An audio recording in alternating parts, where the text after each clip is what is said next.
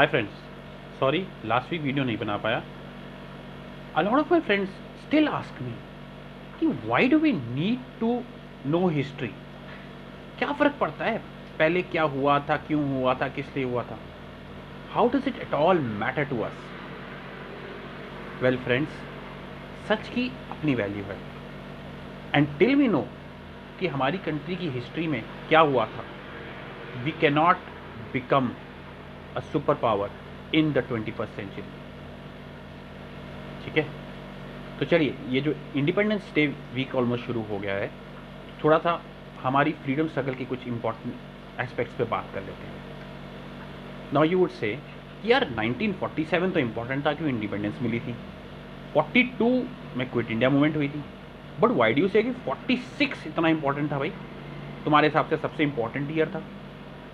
Okay, watch till the end of the video and you would no.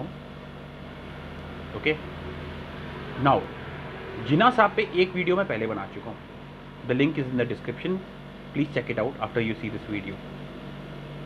So what is so special about 1946? ऐसा है कि 1935 में government of India act came along, based on which provincial elections were held in 1937। The Congress had a huge massive majority, और रही बात मुस्लिम लीग की, तो they got nothing great. Even in the Muslim majority areas उनकी परफॉर्मेंस अच्छी नहीं थी। Okay, which enabled the Congress to say कि अरे you don't even represent the Muslims, so why should we work with you. तो एक आंसर जो एक एग्रीमेंट चल रही थी कि यूपी में स्पेशली, जिसको सेंट्रल प्रोविंस यूनाइटेड प्रोविंस कहते थे उस टाइम पर, वहाँ पे some ministries will be given to the Muslim league.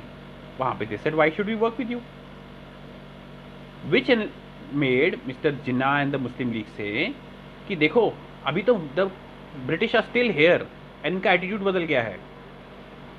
And from there the Muslim League started working actively towards their idea of a separate nation called Pakistan. ठीक है, अब इसमें इनको ऑफ कोर्स ब्रिटिश ने भी एनेबल किया। दो रीजन थे। फर्स्ट रीजन तो ये था that everyone knew that most of the Congress leadership was pro-Soviet. They had had socialist ideas. ठीक है, so the British were very worried that India would align with the Soviet Union at some stage. So anyway, 1940 में resolution आता है जिसको Lahore resolution कहते हैं, the demand for Pakistan. Now when the world war 2 happened, यहाँ पर तो we had in 1942 the quit India movement and most of the Congress leadership was arrested and put in jail. But the Muslim League took this opportunity, और उन्होंने पूरा support दिया British को, full fledged support दिया, recruitment में, ब्रिटिश आर्मी में, everything. And in return they had some sort of understanding कि if the British leave of course after the war, when then the Muslim interest will be protected. तो जब 45 में war खत्म हो गया, तो फिर ये बात हुई कि कांग्रेस ने तो कहा भाई मुस्लिम लीग कौन होती है बोलने वाली, क्या मैंडेट है उनके पास, राइट। तो 1946 में जो इलेक्शंस होने थे, that became kind of the deciding factor. तो जो ये लोग कहते हैं कि पता ही नहीं था क्या हो गया, पार्टीशन हो गई, जिन्ना साहब ने मांग लिया, ये कैसी बातें कर रहे हैं।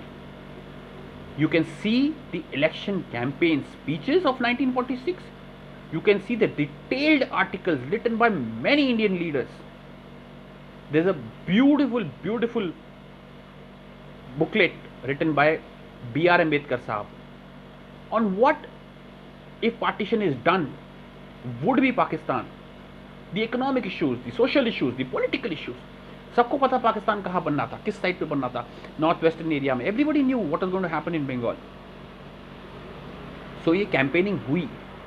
जिन्ना साहब से सवाल पूछा गया कि भाई पाकिस्तान तो उधर बन जाएगा, what will happen to the approximately 1/3 Muslims who will be left over in Hindu majority areas.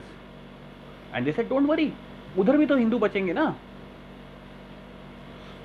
That is how clear everyone was in 1946 and the election campaign of 1946 when the results came, जो मुस्लिम seats थी, वहाँ पे massive से भी massive thundering majority आई थी मुस्लिम लीग की.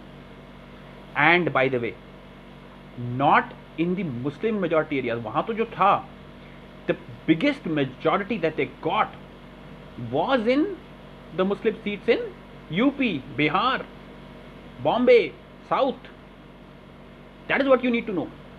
They got an absolutely overwhelming majority despite the fact that every senior leader, including Gandhi, Nehru, everybody, Maulana Azad, everybody campaigned telling them, please vote for us. And Jinnah and the like aligned with the Maulvis and everybody and voted strongly, asked strongly for a vote for Pakistan. So let us not be under any delusion कि common man को पता ही नहीं था कि क्या हो रहा है और कुछ लीडरों ने मिलकर पाकिस्तान बना दिया. ऐसा नहीं हुआ. There was huge debates all over. ठीक है, this is what needs to be understood.